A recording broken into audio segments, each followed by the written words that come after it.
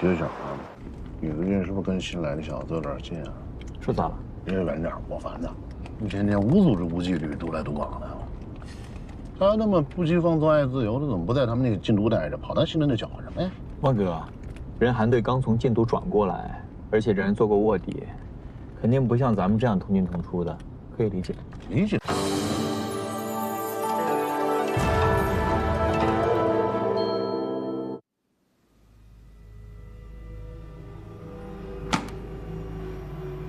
你一个法医，跑我们禁毒这里做什么？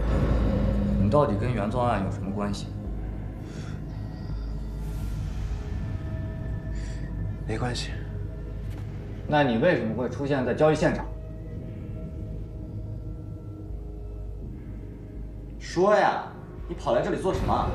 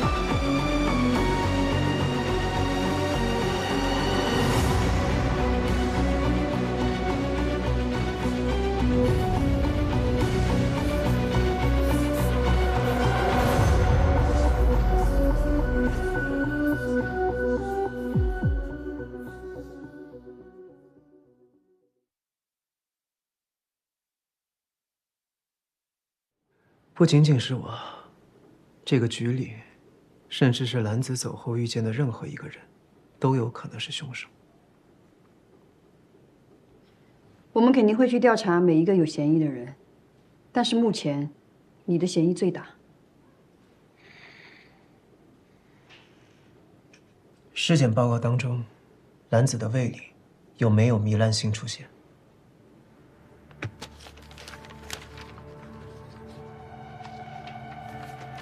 他的胃里有没有发现什么异物？请继续你的推论。一个死于氰化钾中毒的人，你们却找不到凶手是在什么时候、什么地点下的氰化钾，那这说明氰化钾早就在兰子体内了。你的意思是，没有凶手，邱兰子自己毒死自己？你们之所以会在那瓶水上验出我的指纹，那是因为那根本不是兰子该喝的水。朱队，朱队，齐主任怎么说？他认为氰化钾早就存在于邱兰子的体内。他怎么知道的？报告不是刚刚才送你去吗？你知道有一种办案的方式叫隔空办案吗？就是人没有到现场，但可以根据现场的状态以及尸体的状态还原真相。说是少数的法医可以做到这一点，齐死者就是其中一个。高原，去实验室查一下他用过的器具，跟邱兰子手边那瓶水做下比对。好，我也去。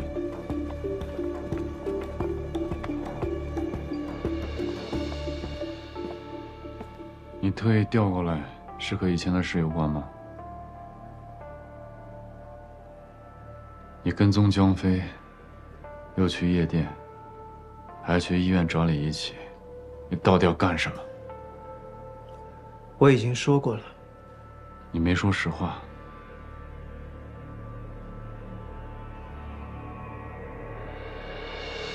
韩风，你真的相信我会杀一个刚认识不久的实习法医吗？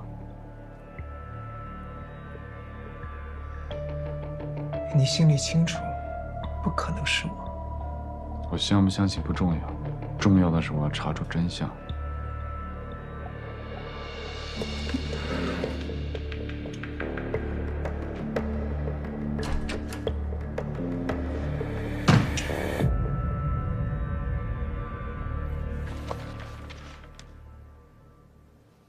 既然他已经开始协助查案，你们是不是可以考虑一下，把我们调查出来的部分信息，适度的让他知道一些？这样的话呢，可以尽快找到凶手。好。高法医，哎，麻烦你帮我们检测一下戚主任的水和泡腾片，有结果告诉我们。好，好，谢谢。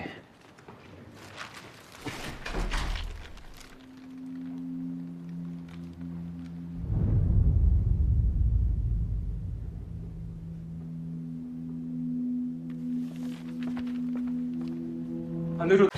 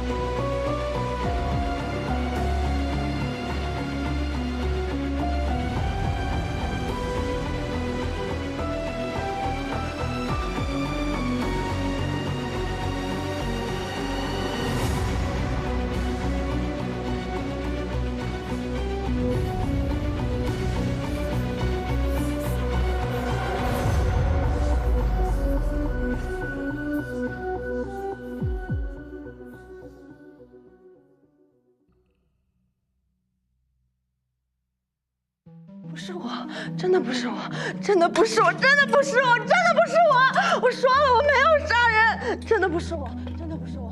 我求求你们了，不要抓我，真的不是我！我说过了，没有。凶手不是他，他两边的肩膀有不自然的高低，他紧张的时候，左手会出现不自觉的痉挛，这就是典型的先天性神经麻痹的迹象。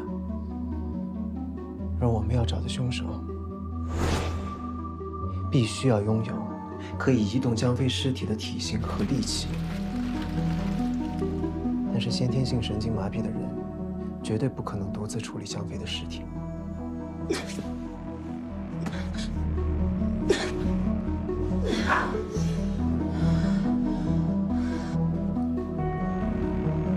我去问问。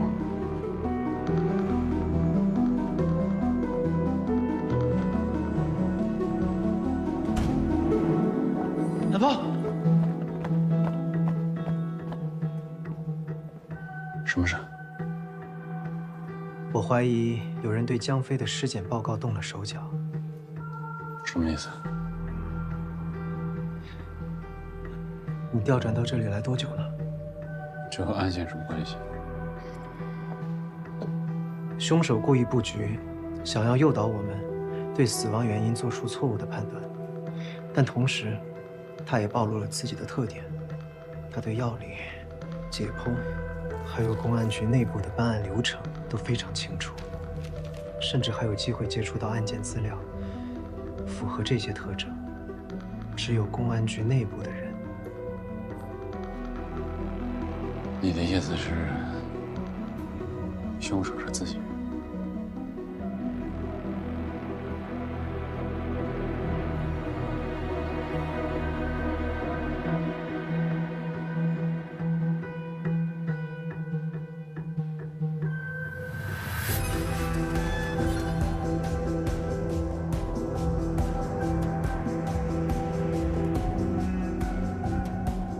赵医生，毒理检测这一块，还是拜托您了。托齐主任的福，以后我的工作量就会大大减少，也不用经常过来熬夜了。谢谢你，辛苦了。我先去整理毒品采样。齐主任，我先去准备存放尸体的冰柜，顺道填一下这个尸检报告。不用了，尸检报告我来填吧。你存放尸体。好。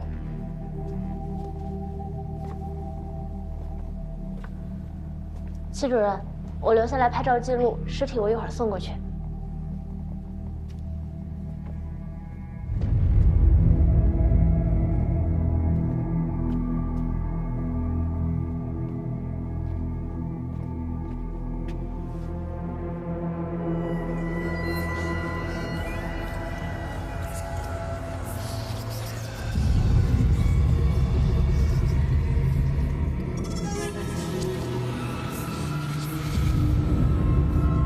死了，他在尸体上看到了我的名字。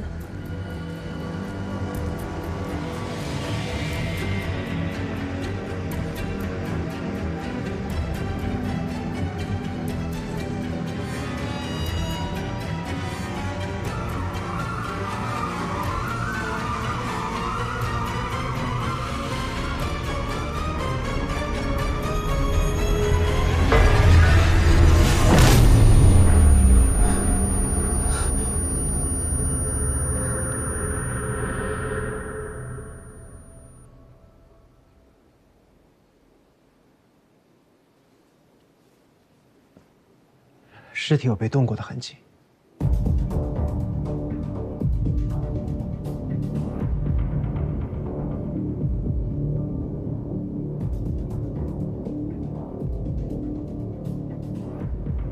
你们的意思是说，江飞在死前用隐形墨水在自己身上写下了凶手的名字，但是被人擦掉了？没错，而且兰子拍到的黑光灯照片也被人删掉了。是伊娃。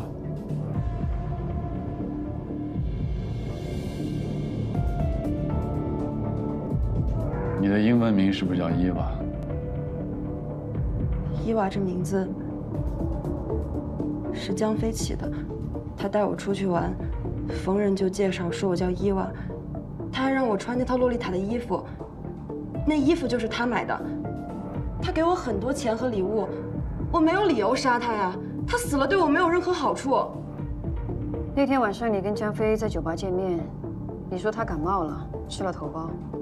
对。那盒头孢在哪？我带走了。现在应该在实验室的桌上。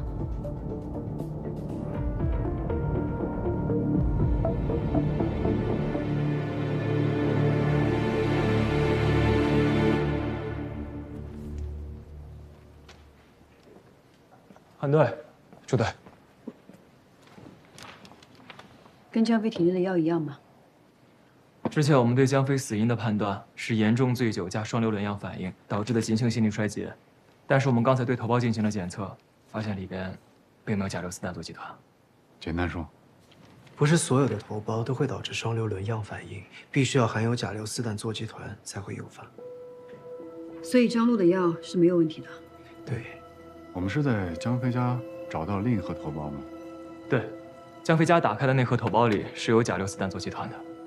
所以当时才会判定为急性心力衰竭。对，江飞是被冻死的，心力衰竭只是凶手想制造的意外死亡。如果张璐真的是凶手的话，他不会告诉我们江飞吃了那盒药，那会让意外死亡的推论不成立。继续查吧。好，从这个角度可以看到，江飞跟张璐就坐在这儿。江飞的确在张璐面前吃了药，但具体吃的是什么，看不太清楚。方大，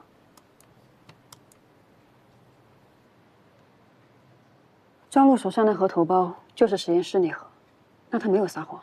江飞的体内也验出了双硫仑样的反应。如果这盒药没有问题的话，凶手一定是在某个时刻让他吃了另外一盒头孢。再放一遍。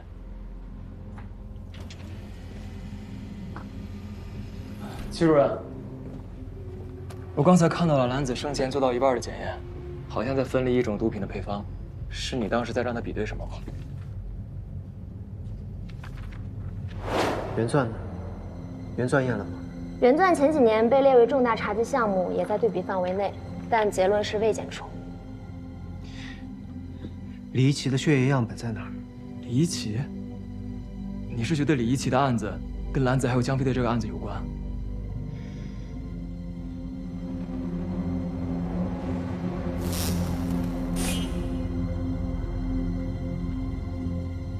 停，倒回去，再放一遍。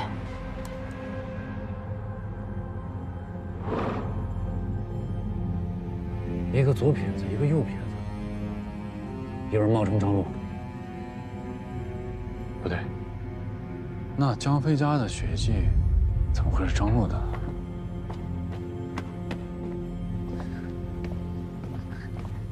齐法医，韩芳，高原呢？高原呢？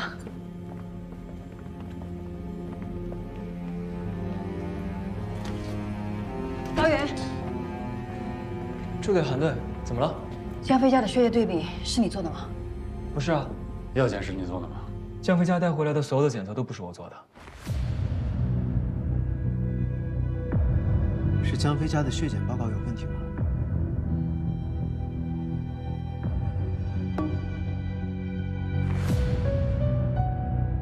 对比结果出来了，是他。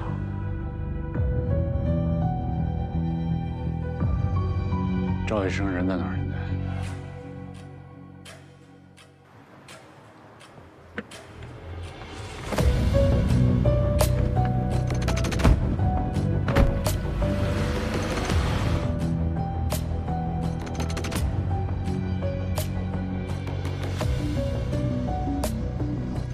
这是你女儿赵一娃的转院申请，麻烦您签个字。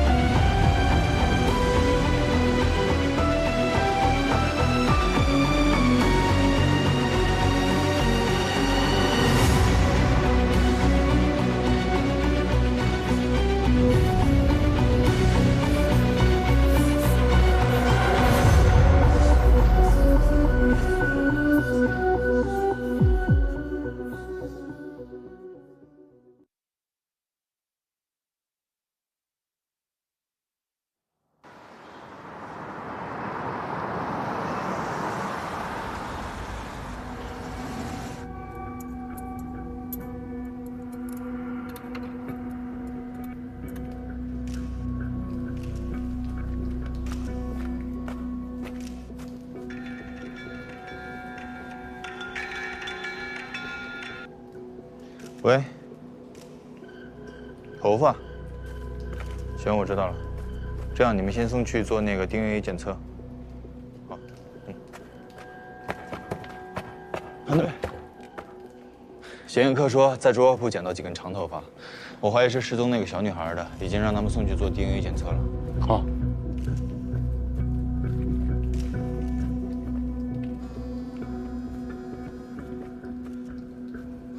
喂，有什么新线索啊？喂，韩队，老万刚才去走访了山洞附近的村民，说是当年有一个没有登记的野剧组曾经在那拍过戏，这些蛛网还有蚕蛹以及那些人物都是没有带走的道具。我们已经核实过了，确实有这么回事。剧组的美术已经把图片发过来了。照片。好。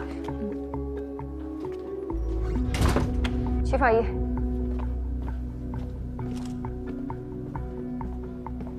剧组发过来的照片。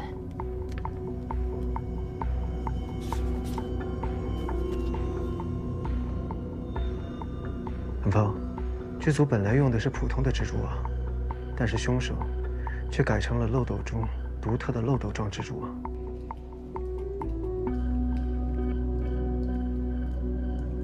这个叫做漏斗蛛。剧毒无比，一个成年人被咬，15分钟之内就会死亡。漏斗蛛是目前已知的3万多种蜘蛛当中毒性最强的一种。我推测，凶手应该是在模仿漏斗蛛不是杀人。你有什么依据啊？朱队，你把视频打开，我来告诉你。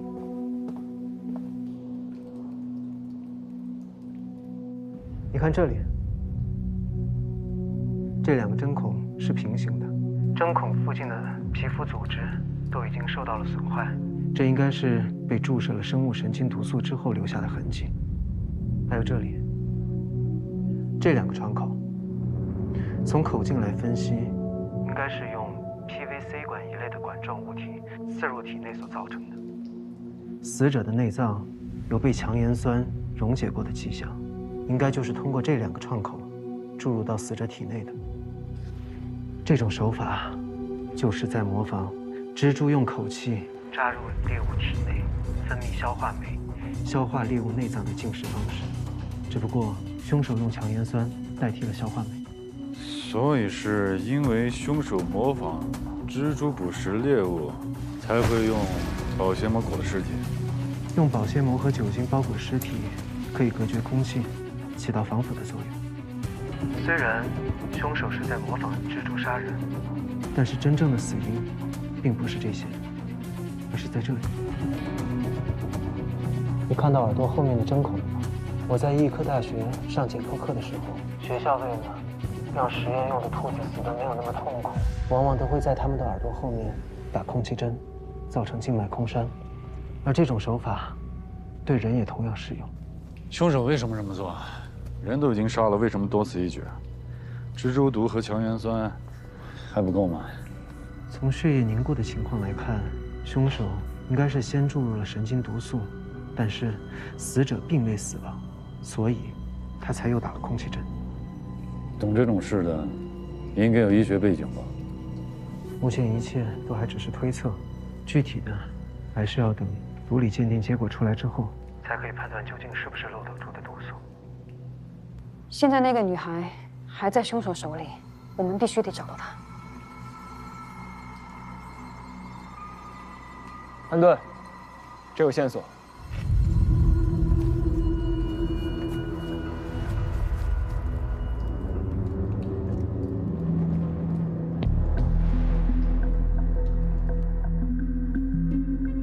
在昨天晚上的8点17分，报警平台接到了北山猪肉铺的报案。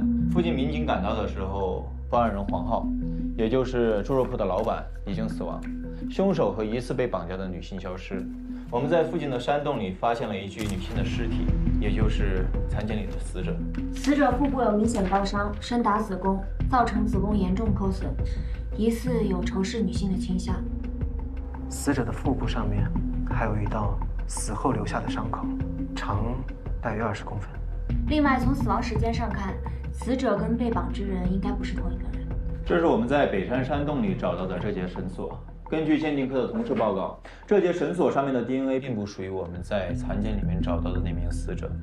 同时，你们看这节绳索的断面很新，在旁边的石头上我们也发现了这节绳索的纤维，所以极有可能是凶手将人囚禁在了山洞里，而受害者用石头磨掉了绳索，自己逃到了猪肉铺去求救。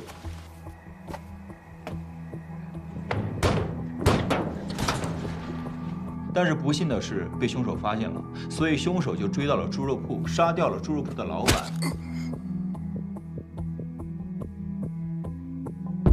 同时带走了受害者。综合以上得到这些线索，这名被掳走的女性很有可能还在凶手手里。这名死者的身份已经确认了，她叫叶莹莹，今年25岁，是一个营销公司的公关。在8月1号的时候，她的家属报告失踪。她已经失踪快1个月了。对。这段时间有接到过勒索电话吗？没有接到过任何电话。其他分局的同事也去查过叶莹莹的住处，没有发现任何钱财被盗或者被绑架的痕迹。其实他们也一直在调查这起失踪案，只不过是被我们先找到了尸体。跟他们打声招呼。这起案子现在由属地管辖，我们负责侦办。好，人为。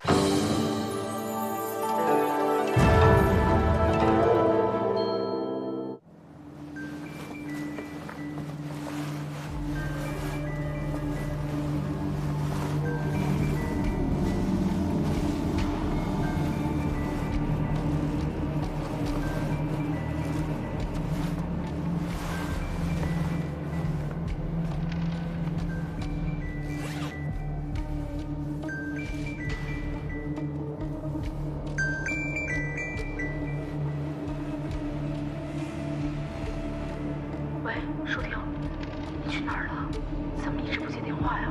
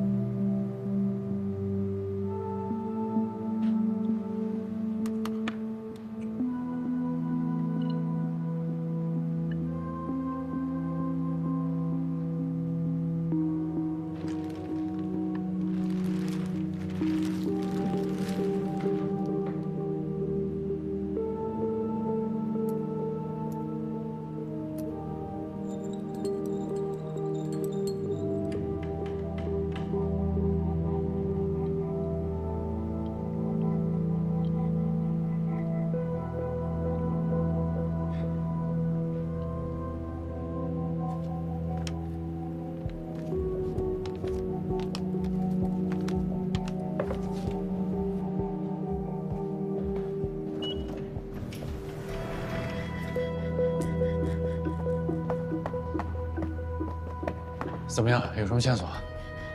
还没，有些东西我还需要再确认一下。但是我相信，凶手绝不可能这么轻易地改变行为模式。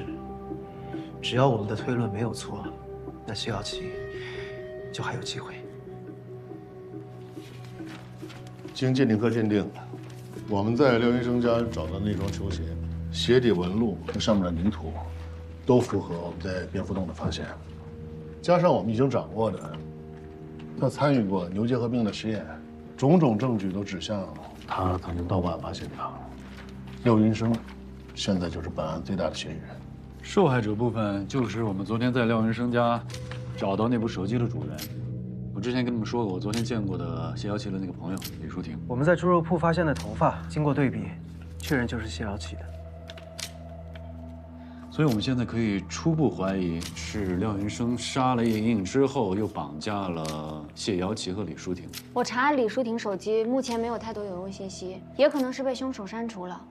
目前只知道他25岁，双亲都不在，也没有其他家人。但是他的地址登记是在他自己名下，已经是旧资料了。房东说他好几年前就已经搬走了。谢瑶琪家里情况怎么样？就像他父母说的，落了一层灰，应该很久没有人去过了。对了，齐法医，在廖云生家找到的那根注射器有什么线索？注射器里的残留物已经鉴定出来了，确认就是漏斗珠毒素，与叶莹莹体内的一样。如果按照你之前那个台历推断，凶手在模仿蜘蛛杀人，他在杀完叶莹莹之后3天抓的谢瑶琪，那为什么这次他会提早抓了李淑婷？小苏，你马上申请给各单位发布对廖云生的协查通知。小西，你去查监控。老万，你去廖云生家附近走访一下。不对，我们去查漏斗珠。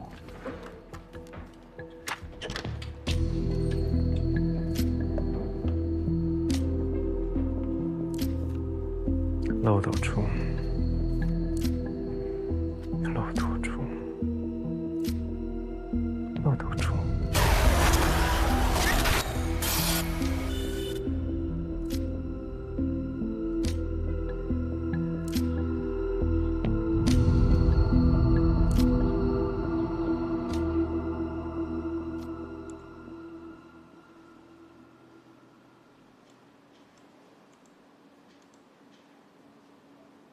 陈医生，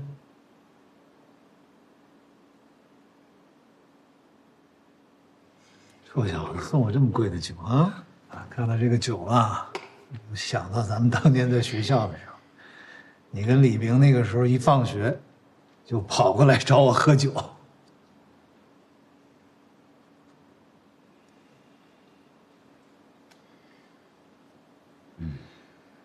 哎，怎么样？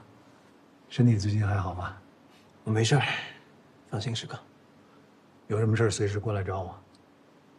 我收费可是很贵的。我今天还真有事儿想要向你咨询。你说。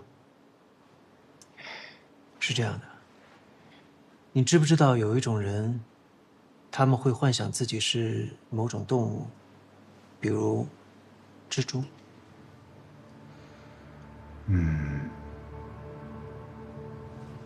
你等一下啊。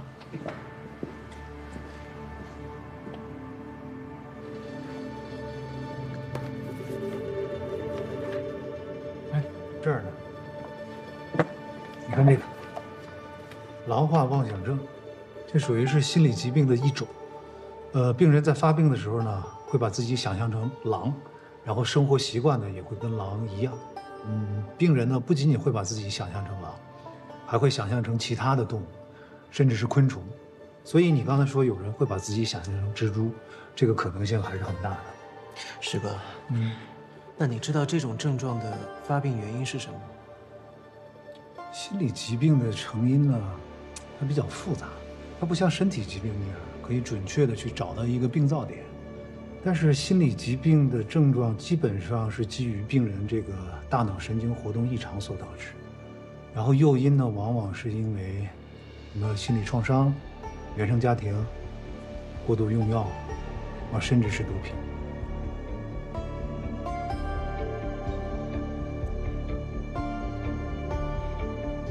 你说人有时候真的会分不清幻觉和真实。这些病人啊，他们在发病的时候，编造出欺骗大脑的谎言，对于他们来说就是最真实的感受。